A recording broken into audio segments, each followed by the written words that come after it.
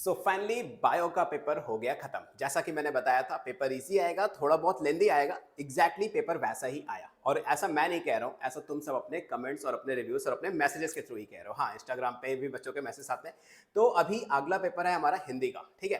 And I hope कि जो मैंने तुम लोगों को सेक्रेट फोल्डर दिया था बायोलॉजी का, वो तुम लोगों की बहुत ज्यादा हेल्प किया होगा, क्योंकि उसमें ऑलरेडी मैंने 3 सैंपल पेपर प्लस सोल्यूशन डाले थे, की नोट्स डाल दी थी, इंपॉर्टेंट चैप्टर्स डाल दिए थे, इंपॉर्टेंट चैप्टर्स की क्वेश्चन बैंक्स डाल दिए थे, और प्लस डायग्राम भी इंपॉर्टेंट मैंने डाल दिए थे। एंड ओवरऑल मिलता जुलता पेपर तुम्हें देखने को मिल गया है 85% या उससे ज्यादा का, ठीक है। तो अभी यार बारी आ चुकी है हिंदी की। तो हिंदी में क्या करना है? हिंदी का पेपर देखो, समझने से पहले ना, देने से पहले हमें पेपर को समझना पड़ेगा कि हिंदी का पेपर आता कैसे है, पूछता कैसे है। हालांकि मुझे पता है तुम सब बहुत अच्छे से तैयारी कर रखे हो, प्री बोर्ड्स तुम्हारे हो रखे हैं, लेकिन फिर भी मेरी रिस्पॉन्सिबिलिटी है एक बार बताना कि इस हिंदी का जो भी मैं बताऊंगा, हिंदी में जो भी मटेरियल मैं दूंगा सेक्रेट फोल्डर के अंदर, तो क्या हिंदी में तो आएगा? ऑब्वियसली आएगा यार।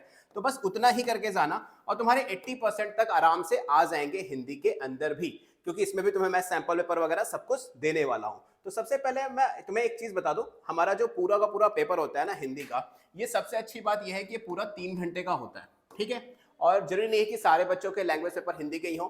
कुछ अदर स्टेट्स के बच्चे होते हैं जिनके लोकल हिंदी मतलब रीजनल लैंग्वेज के भी पेपर होते हैं, तो हिंदी ऑब्वियसली साथ के नहीं है।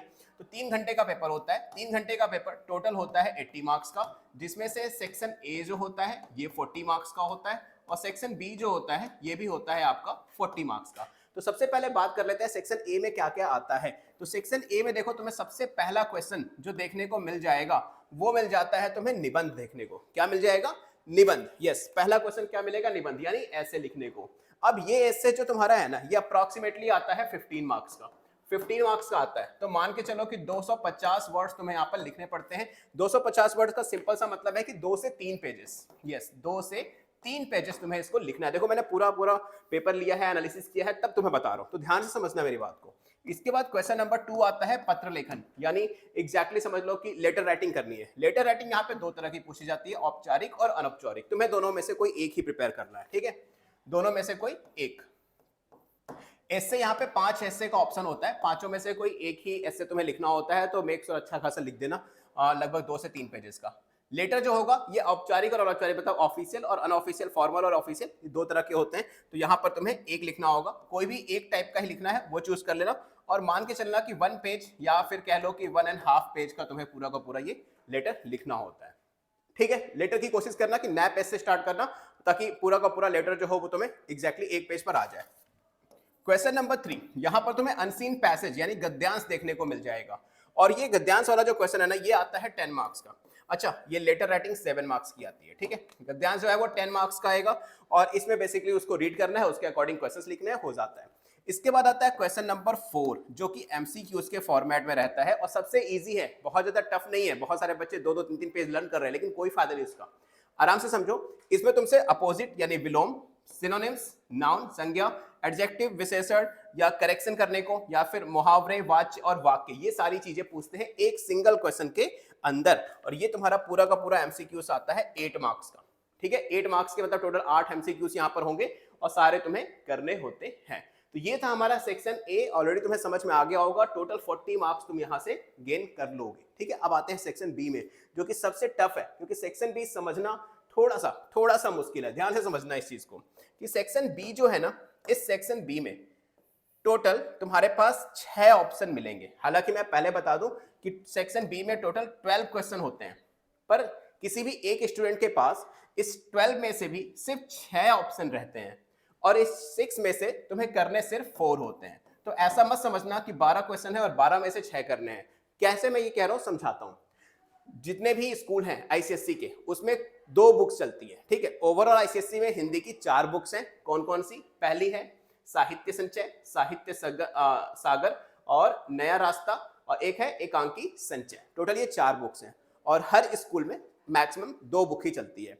तो मान लो जैसे तुम्हारे स्कूल में ये दोनों बुक्स चल रही हैं, तो तुम्हारे पास ऑप्शन कौन सा हुआ? 5, 6, 7, 8, 9, 10, टोटल 6 क्वेश्चन, और इन 6 में से तुम्हें एनी 4 करने हैं।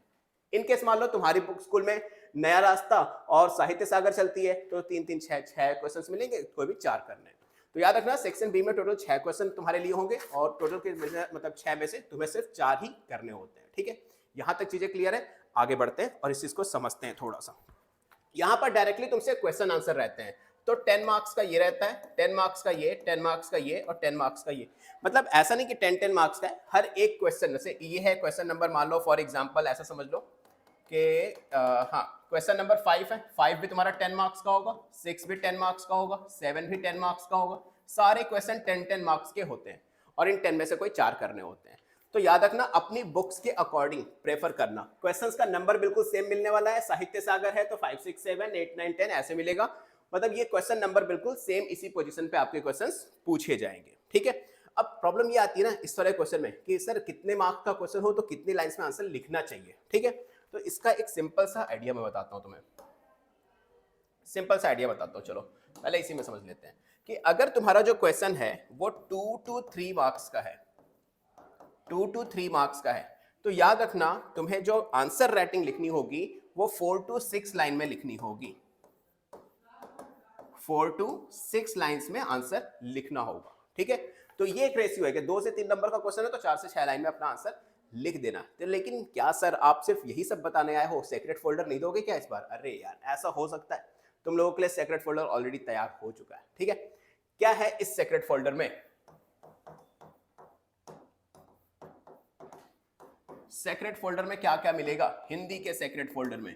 तो हिंदी के सेक्रेट फोल्डर में भी तुम्हें 3 सैंपल पेपर मिलेंगे प्लस उन तीनों सैंपल पेपर का सॉल्यूशन भी मिल जाएगा। बहुत सारे बच्चे पूछ रहे थे कल वाले में कि सर सॉल्यूशन दिख नहीं रहा, तो बेटा मैं क्वेश्चन पेपर अलग और सॉल्यूशन उसका अलग देता हूं, ठीक है, क्योंकि मेरी कोचिंग है।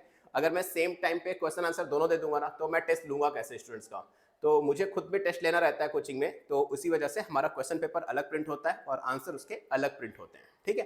तो 3 सैंपल पेपर मिल जाएगा और उसका सोल्यूशन मिल जाएगा, प्लस लेटर का फॉर्मेट आपको वहां देखने को मिल जाएगा, एस्से के कुछ एग्जांपल्स देखने को मिल जाएंगे कि एस्से आपको राइटिंग कैसी करनी चाहिए, क्या क्या चीजें उसमें होनी चाहिए जिससे आपके एस्से में मार्क्स कटे ना, क्योंकि जहां आपका एस्से आता है ना टोटल कितने 15 मार्क्स का आता है, तो इतना तो होना चाहिए यार कि 13 to 15 मार्क्स के बीच में ही तुम्हारा आंसर है ना, 10-12 तो नॉर्मली दे ही देते हैं टीचर।